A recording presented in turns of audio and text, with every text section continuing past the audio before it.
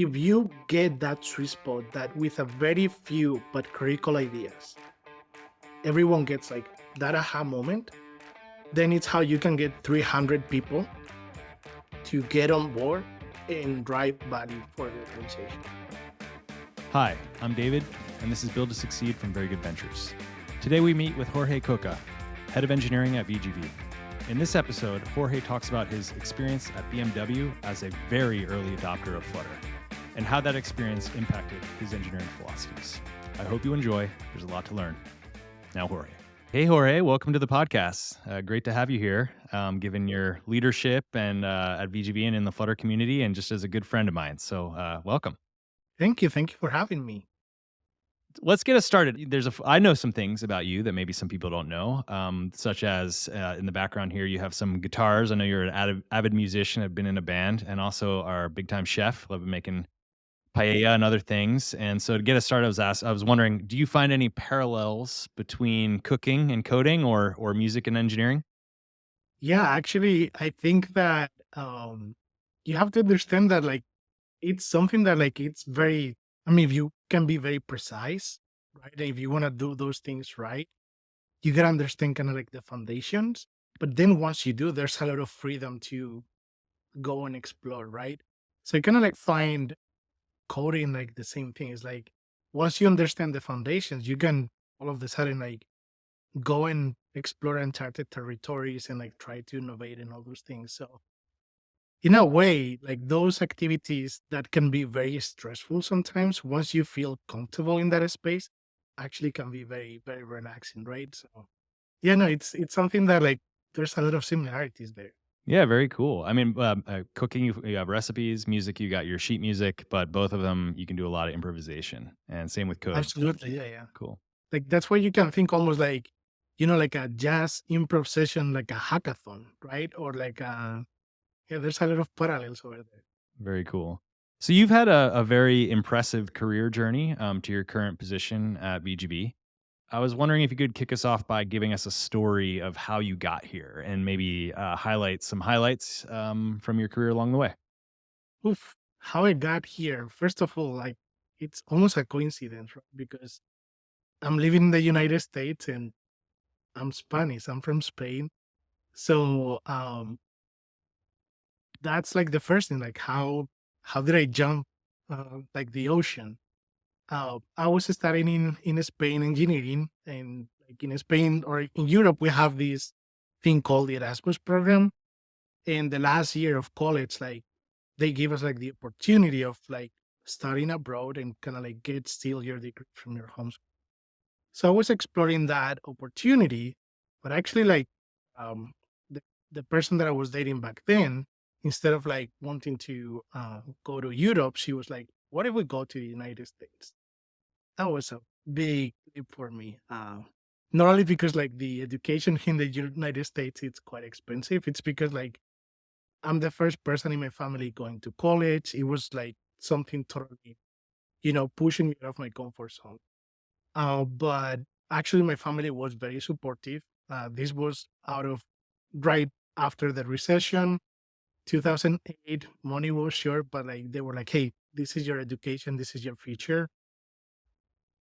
You gotta fight for it." I thought that I was gonna be here in the United States just for 1 year, building my resume, just like getting my degree. But turns out that I got lucky. I found after finishing my education in engineering, like a job in an advertising agency.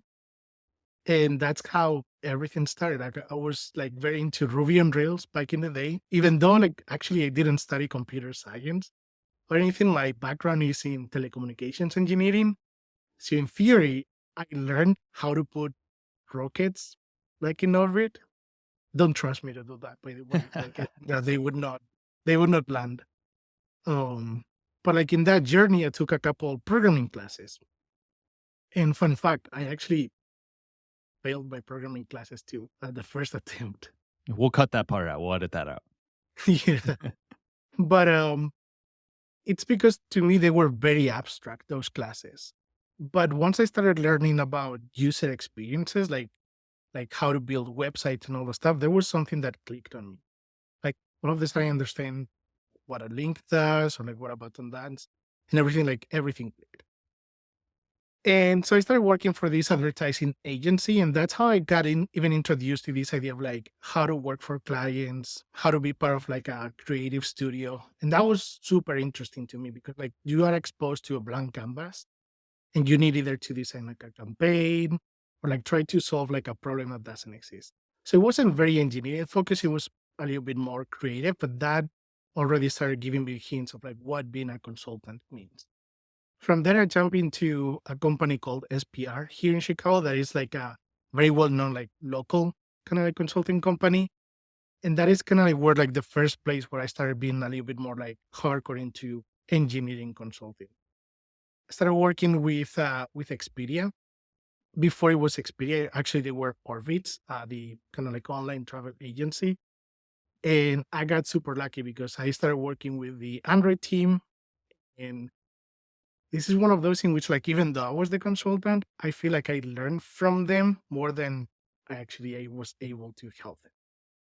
And I can say that with the pass of the years, but that's the reality. They were a super talented team, uh, very talented individuals. Many of them are now like in Meta, Google, like all of these places, right? And that's like my first exposure to mobile development. I spent there like about like a year and a half, almost 2 years. Then I moved to a couple of fintech projects around Chicago, like in also like high scale apps. So that was super fun to me. And like that's where I started like kind of like doing like, okay, engineering work at scale. But not only like at scale, many of those projects, not at Orbitz, but like many of those companies, they had rescue projects. They were like companies that they were trying to move really, really fast. They were scaling fast. Many of them, they were about to go public IPOs, and they were in distress because sometimes like maybe those projects they were not going as smooth as they were to. Actually, one of them was at big financial risk because they were reporting data that wasn't accurate, and if they wanted to go public, everything needed to be Mm. really accurate, right? So that gave me a perspective into like how to solve a problem that is really like there's a lot of pressure, but there's also a lot of ambiguity. So how do you use like all your talent, all the information that you can have, and all the levers that you can pull to solve that as fast as possible, but also providing a solution that it's gonna work for years long. I love that. But then one day I learned that BMW was in Chicago. What BMW was doing in Chicago, I didn't know at that time. I learned about it later. Turns out that when Microsoft bought Nokia, Nokia had a small group here in Chicago. And as part of that acquisition, Microsoft said, like, hey, we don't need this tech team in Chicago. And like one of the executives from Nokia that moved to BMW was like, well, we're expanding our technology team. We need footprint in the United States. So we're going to expand our technology team and kind of like transfer this technology team to BN. And they started hiring. They were already like working on an iOS program for about like a year and a half, almost 2 years, but they didn't have any Android. They were about to put the iOS team, the iOS project on the market, but they had no Android app. So they started hiring, and that's how I got introduced to BMW. So I was the first hire for Android, and my mission was like, we need to release in 6 months, and you need to build a team. Wow, big shoes to fill. Um, Especially because like I couldn't like I started like hiding the team, but I also need to part of the mission was like you need to upscale the team that we have already internally. So many of them like they didn't know Android, but we needed to deliver. And just to give you a little bit of the perspective, like they were already working on iOS for like almost 2 years. It was about 100 developers just in the US. Once they started expanding internationally, it was almost like 300. And our Android team was like 6, 7 people. And they Classic wanted us story. to deliver the same value. Yeah, classic iOS Android, right? Kinda. Um, but we pretty much like did it. Um, Granted, like a lot of the things were already in place, like all the backend services and APIs were there. we already knew the product definitions and we were piggybacking on a lot of those requirements. Uh, so we were already able to make a lot of assumptions, but it is impossible to catch up. That's the real. And what we realized after 2 years of development is like, okay, we have the privilege of like knowing what works and what doesn't work from iOS, but we're letting down the Android customers. And it is true that like if you look at the numbers, there's like 70% of BMW Mini and Rolls drivers use iOS, and that other 30% they use Android. But if you look at the feature set, it's impossible to match up if your investment like it's like 80-20%, right? Mm-hmm.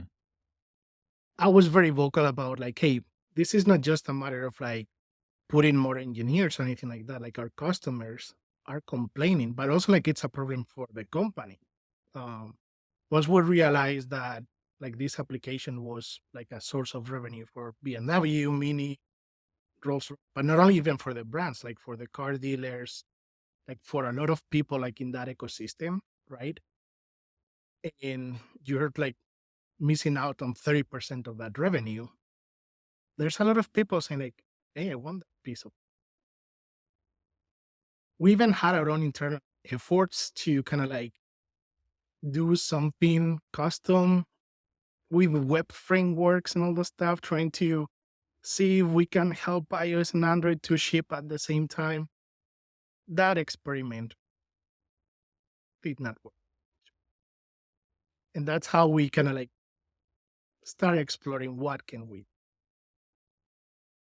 You want me And to tell so, that story of Flutter? yeah, let's do it. Let's get into it because that's why we're here. I mean, ultimately, that is the critical part of the story that ultimately leads you to VGV and the time that we've spent together. And so, yeah, I think BMW is a extremely early adopter of Flutter, and I think that's something that a lot of people don't remember sometimes, or it's not as celebrated as much as it should be. There's a handful of firms out there like BMW, Betterment, a few of these that really took a risk on it very early. And so I think finding the people who took those risks, it's not only interesting around Flutter and like what is good about Flutter, but I think that there's some insight to be drawn from what was that situation like, and how do you help a gigantic organization with the complexity and the scale of a company like BMW to embrace something that is very transformative, very risky at the time. And we can look back now and be like, well, yeah, now tons of companies use Flutter. It's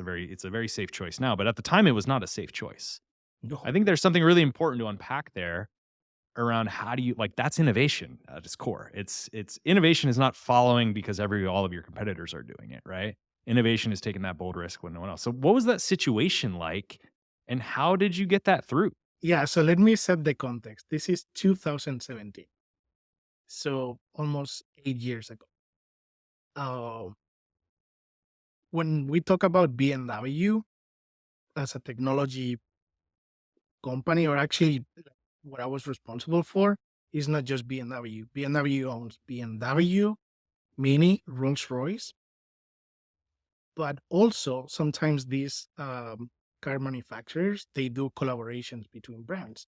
So for example, while I was working there was this collaboration with Toyota. That was the Toyota Supra. So actually the Toyota Supra, it's almost like a BMW C4 with a different body, right? So that was another app that looks like a BMW app, but it's branded for Toyota. So why do I say this? Is because when we talk about the code base, it's not just one single code base. It's actually a white label structure that serves all these brands. But then on top of all those brands, we have to introduce regional variants. North America, Japan, Russia, China, Mexico, rest of the world. The applications in those countries, they look very different. Like here in the US, we can use Google services and you can partner with Amazon to deliver to your trunk. But in China, there's no Google services. You have to partner with AutoNavi for navigation, and you partner with Alibaba for like deliveries and all the stuff. Right? So there's a lot of complexities both in the backend and in the front end. So when we talk about complexity, I can tell you that with one single code base, we were actually creating, I think, 49 different applications. Wow. So let's put that in context. 49 different variants of the app with different themes, different brands, different regions, and 2017, So actually 2018. 98 then, because you got to hit iOS and Android. There you go. Flutter in 2017, 2018 wasn't even on beta. There was no safety. There was no support for Google Maps or no maps at all. There was no state management. There was no Flutter blog. There was no Riverpod. There was no provider. Nothing like. So, what was the challenge there? Like, we knew that the organization not only wasn't shipping features like fast enough, we knew that we were not like servicing our customers. We were not only like servicing like even these platforms enough to make the revenue that we wanted to make. So our CTO at that point said, okay, we have a problem that not only our customers are realizing, even us internally, we realize that this is not happening. So he appointed a few people from different disciplines, almost to kind of like start like a research and task force team with the mission of like, we need to figure out what's the next phase of digital development for BMW. And these are the constraints, or like these are the goals. We need to ship iOS and Android both at the same time. We want to ship always at the same time. We want to be able to ship in every region, almost whenever we want, for every brand. And we don't want to lose that serious element that comes with the BMW Mini Rolls Royce. And you have between 4 to 6 months to determine what that feature looks like. That's it. It was an open canvas. So within that team, like we had people from a web background, we had people, in my case, I was coming from the Android team, but like I also had like iOS experience. And then we have folks from iOS, and then like some other even from the backend teams as well. So we're like a multidisciplinary team, and we just started like testing out everything. We wanted to be super open-minded and just like be very data driven. We started collecting and testing out like every framework, Ionic, Cordova, Funga, even like we challenge our own native strategy and try to figure out what is the best way to ship and deliver. And after all that research, we found our golden solution. And it wasn't bad. Cliffhanger. Nice. There you go. We actually, and I think it was out of fear, we found this framework for Uber called Uber Rips. Uber in 2016 did a huge rewrite of their application. Like back in the day, like they did like a big refactor, like also like the UI UX experience was very different. And they used this Rips framework that is a cross architecture solution. So they still build the applications in Swift and Kotlin, but the architecture across platforms looks identical. But they still have their native talent build applications with this. What happens is that like we knew that like from an engineering point of view, we wanted to avoid the mistakes that we made in the past with iOS and Android. We used like heavily reactive programming, and that introduced a lot of problems because we knew that it was a very powerful tool, but it was very difficult for many junior engineers to use, and even for experienced engineers, not only to use it, even to teach it. It's like, okay, you can do a lot of cool things, but it can be very damaging for the code base. It was hard to scale. So we want to look like, okay, we want a state management that is simple to use, small API footprint, and things like that. And like Uber Rips gave us that ability. So we started like experimenting, and we're like, okay, we can build like clean code, we can do all those things. And we had a POC, it worked wonders and all the stuff. And when we were about to show that solution to our CTO, we were like, but wait a sec, we're actually going to be in the same problem where we are today. That is like the business organization is going to invest more on iOS than Android. So it's not a problem of code, it's a problem of investment.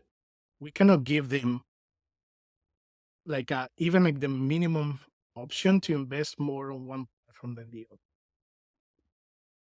And at the same time, I think that us, out of fear, we were native developers. Part of our identity and our success was attached to that platform. Like I was going around the world doing talks like at Droid cons and Android summits and all the stuff. Like I didn't want to leave that brand, to be honest. Like I was almost famous. Like I was going to like someone asked me was to sign an autograph. And I don't have a big ego, but that's pretty cool. Totally. Yeah. Um, but like we kind of like challenged that assumption, and we went back to the bar, and we said like, okay, no, let's go back to the data because the reality is like with this solution, we're not gonna ship faster, and probably we're not gonna ship better. It's just like a refactor of what we have. We can re-challenge the technology mistakes that we made, but we're not gonna fix the business mistakes that we made, and that's ultimately got us here. This was not a technology problem. It was a business and technology combined problem. I think if I can, that's a really insightful way to think about it, because I think when people talk about the challenges they face with their products, it's easy to look at the architecture or how they did it. And when you think about rebuilding, people even like looking at a cross-platform framework or some whatever the newest, latest thing, you can look at the technology and does the technology save the day? And the truth is, the technology is just a tool. You can get the benefits that you can get by two native code bases if you just do it right. And if you solve the business system around it, right? The communication structures, how you plan, how you collaborate. I think it's just generally speaking, when you move to these tools that are cross-platform, it reduces a lot of the complexity just in terms of the communication pathways. But I do think people put a lot of pressure on the technology to solve the problem when really it's the people and the business problem. So that's really insightful. Sorry, keep going. Oh, yeah, no, absolutely, like 100%. And us, like as part of VGV, that sometimes we had to play that role of like, how can we convince people that this technology versus the other might help them to achieve their goals? The biggest factor that we have to introduce is not like whether the technology is going to help or not. It's like the fear that individuals might have to lose that identity. Mm-hmm. So that is something that you have to consider. But yeah, pretty much like we went back to the whiteboard, and what we realized is like, okay, we need to fight an stigma that exists against cross-platform. Because the reality is like cross-platform solutions, PhoneGap, Cordova, Ionic, they were not great. We might like BMW was a Microsoft shop. Like we're known for like being like a big like Azure company. We did many workshops with Microsoft to explore like Xamarin, and even they were like the ones telling us Xamarin is not gonna scale, which I really appreciate the honesty. Mm. Like that was probably the best thing that they did for us, because if they hadn't told us that directly, we would be BMW would be writing today a Xamarin app. Um, and that's kind of like when we were like deciding between Flutter and React. We were like, actually, they're both really good contenders. What's gonna give us confidence here? And that's when we started like measuring like developer experience, like the capabilities of the framework. Will it go beyond mobile? Because for BMW, actually the biggest amount of screens, they're not on your phone, they're on the vehicles. Mm-hmm. Right? So the biggest UI development is for the vehicle, not for the phone. And there was something about Flutter that just gave us like, maybe we need to reevaluate how we were thinking about Flutter, because all the things that we loved about Uber Rips, it's like that ability to separate your UI code into smaller components, like the structure that it gave you as a tree, the way you perform dependency injection, all the stuff, is something that actually Flutter and Dart were giving you. And that's something that, like with React, which has a similar approach, but we actually thought that JavaScript, TypeScript, even though it's probably like more widespread as a community, it leads to like darker, more obscure patterns that it's probably like a little bit harder to just scale. Like we thought that Dart was very, very, very simple. Like we always say that if you know how to code, congratulations, you know how to use Dart because it's that familiar already. So we expanded actually the research team. That's how we actually integrated Felix on our team. Felix, we actually tried to recruit for my Android team, join us at that point when we were all already kind of like almost set with Flutter. And there was this time where like the organization was like, hey, you guys have been working on this for 6 months. We need a go, no go. And we had compiled all this data that point after point said that Flutter is the right choice. But there was a lot of fear. Because still like wasn't on beta, there was no support for maps. And what if like this POC says that it's right, but then 3 weeks from now, once we start scaling a little bit, let's not forget that we were talking that we're gonna offer this to 300 plus developers. What if at that point it doesn't work? You don't want to have your name associated, right? Like when you're like 6, yeah, it's a controlled environment, but once you open like the gates, it's a different story. That's the only time that I've been in a meeting where someone yelled, and I was like, "Thank you." It was a go no go meeting, and of course, like developers, we have a lot of opinions, and we were incapable of just kind of like figure it out how to that. And one of our senior architects hit the table with his fist. He said, "We are technologists. And if the data says that Flutter is the right choice, we gotta try." And since that day, including myself, we're Flutter engineers, we're Flutter advocates, including Felix, which he didn't want to do Flutter at the beginning. He was like not really convinced that was the right choice. But that's what we needed. We needed a little bit like that. Let's give it a try. And actually, our CTO was very supportive. He was like, hey, you guys, let's go sprint by sprint. If after one sprint this doesn't work, the second sprint this doesn't work, we'll figure it out. Turns out that after the first release, it worked. Second release, it worked. Scaling to 2, 3, 20 countries, China. 7 years later, BMW has never had better reviews for their mobile apps than what they do now. Yeah, I was just looking at it. On iOS alone, about 281,000 ratings, 4.9 out of 5. Not bad. Exactly. Not bad. And I can say with confidence that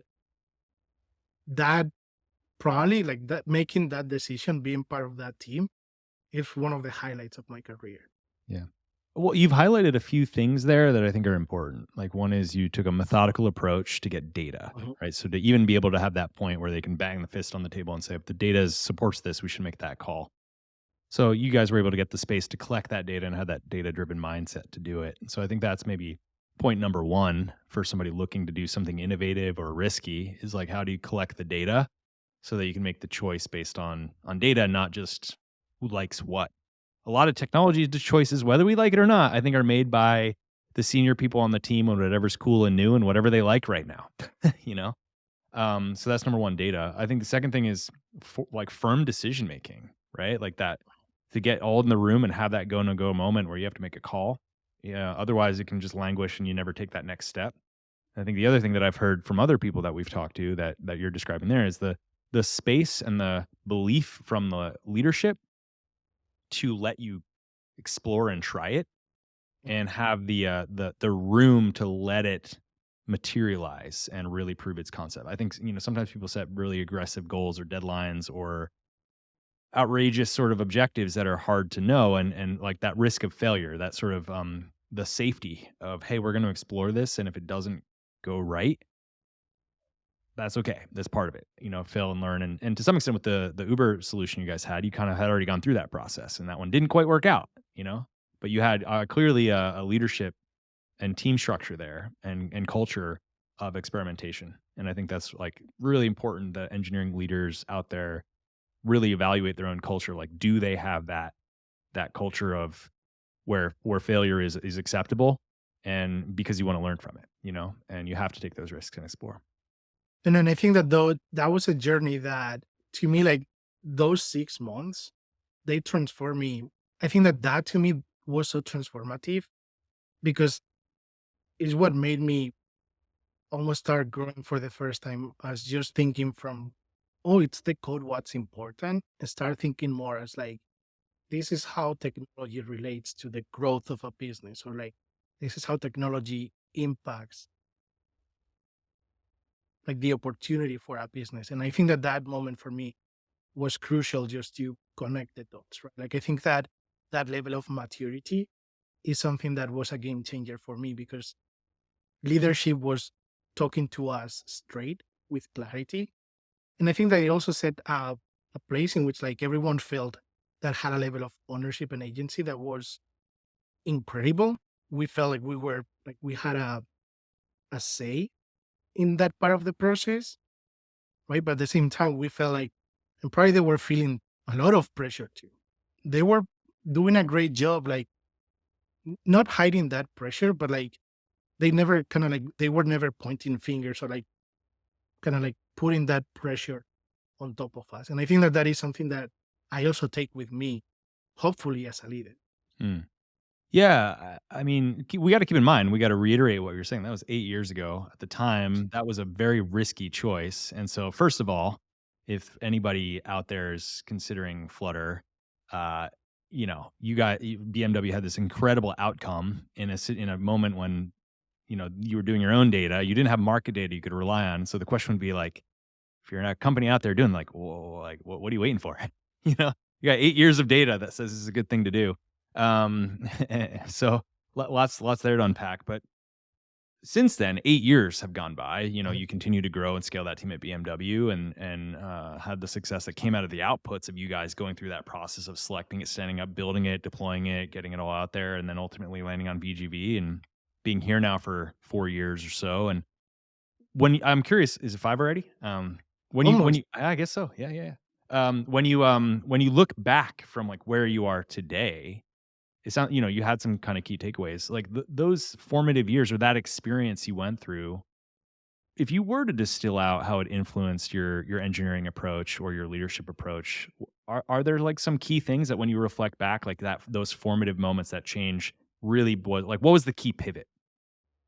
Yeah, I think that to me there's two things where like BMW in those years like shape like the way you think about these things, right? Like I think that the scale of BMW is something that not that many people get to experience. And sometimes we think of companies like Meta, Netflix, Uber as like those companies that are like massive and complex. Actually, those companies, in a way, they might have it easier because they're technology focused, they're modern, and they've been born out of like a technology core. BMW is like more than 100 years old, and they're a hardware company. They don't know to build software as well as they do build vehicles. So you're trying to transform company that is not moving at the speed of like those companies, and you're still trying to innovate and transform something, right? So to me, what I learned from that is like you're gonna work on something highly complex. So if you still provide a very complex solution, that's not gonna scale. So you need to figure out how to provide a very, very simple solution that is gonna scale to a very complex. If you get that sweet spot that with a very few but critical ideas, everyone gets like that aha moment, then it's how you can get 300 people to get on board and drive value for the organization. Now, if you get something very complicated for something that is already very complicated as a solution, then it's when like 2 years from whatever you decide to start that project, you're gonna be already working on an application that is like 2.5 stars, that doesn't scale, that your product organization is gonna be like, hey, that rewrite, that refactor, that new product was a failure. S- So how do you scales, and I've heard you talk about that a lot. So much of what we do is this core of scalability, right? And how do you and simplicity. How would you define scale when it comes to a code base? In term, what does it mean for something to really be scalable? Mhm. Because people might think about code and it's like, well, I deploy this code and I can, using cloud computing, scale up a bunch of instances, and so I can get more users in concurrency and stuff like that. But I don't think that's how you tend to describe scalable code. And it's not like horizontal scale of more people using it. How would you describe it? Yeah, I mean, you can think of it as like the scalability of the system. And that might have to be more with like how you are setting up the infrastructure. But when we're talking about the context of a mobile app, it actually doesn't apply, because you're not going to be talking about how many cores, how many instances you need to deploy in order to just like respond to the request that you're receiving. Like a a mobile application is a different beast. You're going to be working under one single executable.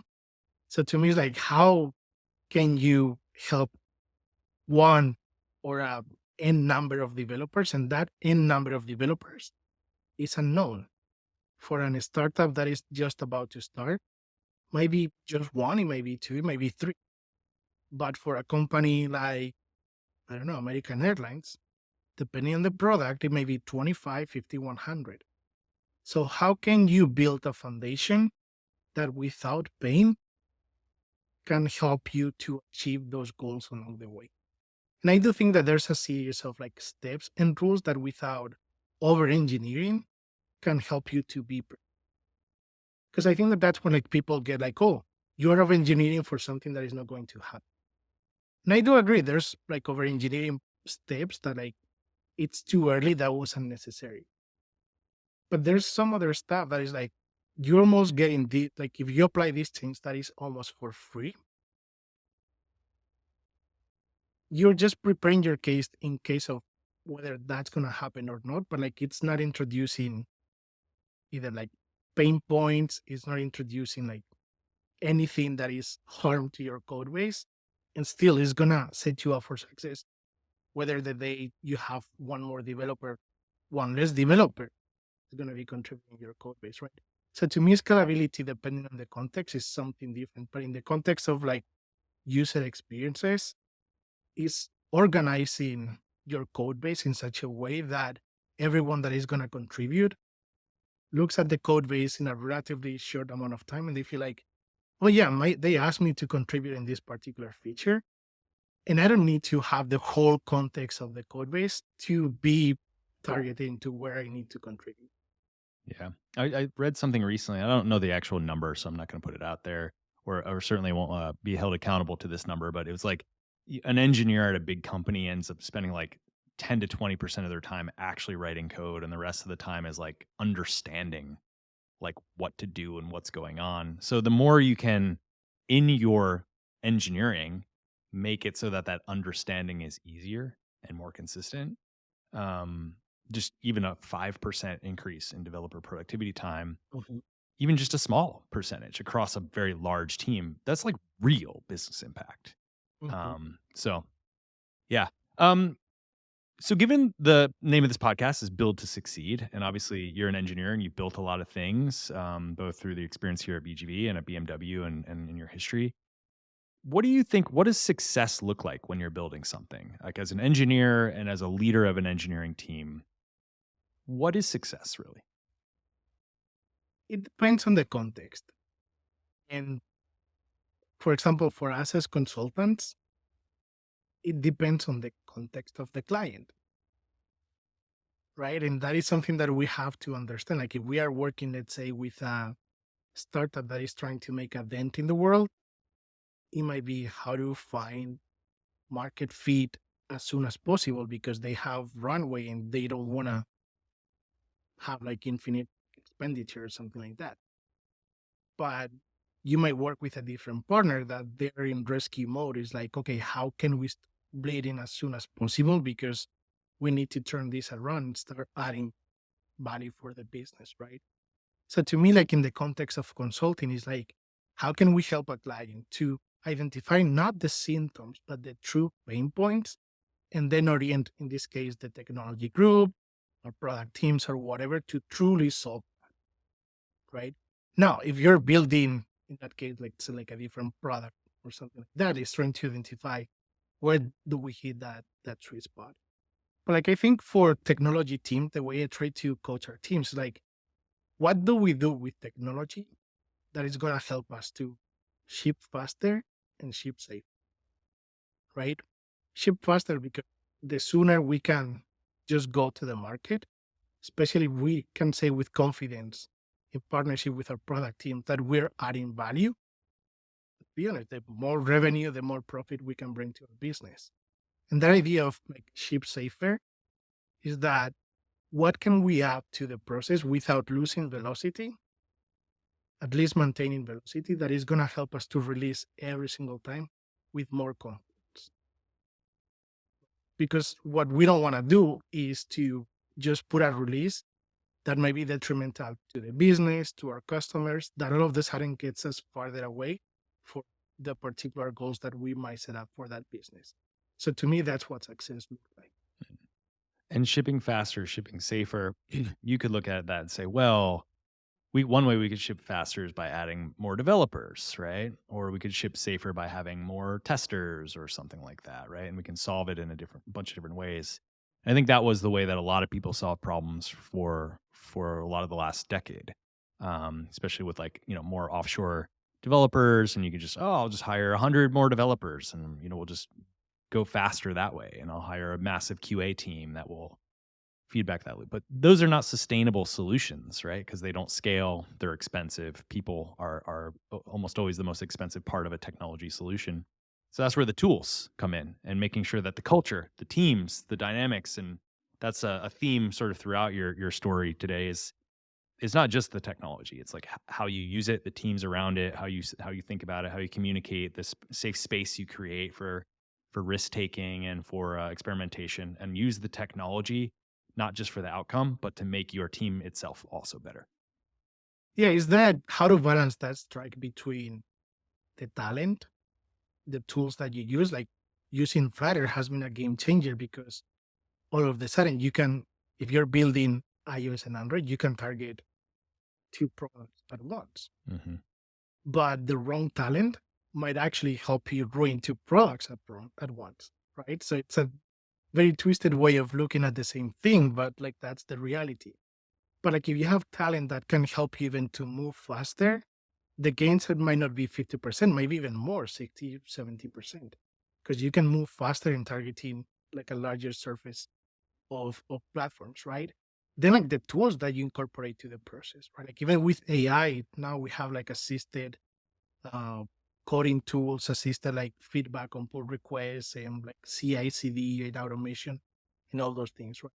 So there's always like gains that we can add to the system that can help engineers to focus on like how to solve those complex problems, where like the technology itself in isolation doesn't add that element of creativity and only like a human brain can. To me, I think that we're going in that direction, which like that's where like it solved the big, hairy, scary problem. That's where we're going. And I think that that is not something that sometimes you just need like more talent. That's another variable that you have to scale. But if you always pull that lever, it breaks at some. Yeah. Let's wrap up on that note then, and say, you were on a team and you were a key contributor to a very risky choice, a bold choice, an innovative choice back in the day. And then that unlocked 8 years of career growth and development, and riding the wave, one of the early people to put a surfboard on the wave of Flutter and ride that.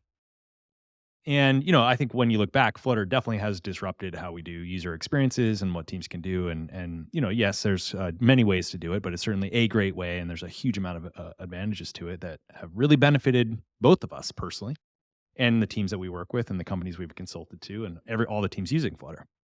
When you think about now where we are, um, do you see any other Flutter-like revolutions happening out there? Like waiting in the wings that is sort of a bold choice maybe right now that a company could be looking to do with their software, and just generally is the world ready for these things? Like how do we what's next, and how do we use it? Man, like it's time to dream, huh? Yeah.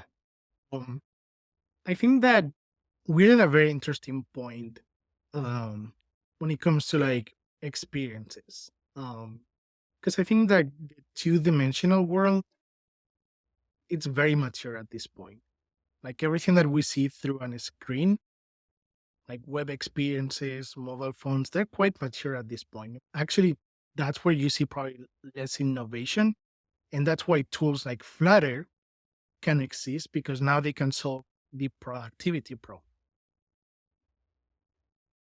But now that's where you see like experiences like glasses, augmented reality popping up and still not clear in which direction they're going. And that's why like people are taking different alternatives, different risks, and we still don't know which one is gonna truly land. You see like Mega trying like their glasses and Snapchat trying something else back in the day, Google glasses, right? And Apple Vision that it's like a complete different headset, right? So to me, there's gonna be something about that direction, in which like that idea of like wearables might introduce like a new platform that maybe Flutter can even complement or like something Flutter like. But I think for now, to the experiences, like Flutter is checking the boxes. If there's a competitor like React Native or like even like something new, probably like it's gonna be more on like how to build on another abstraction layer or like better APIs.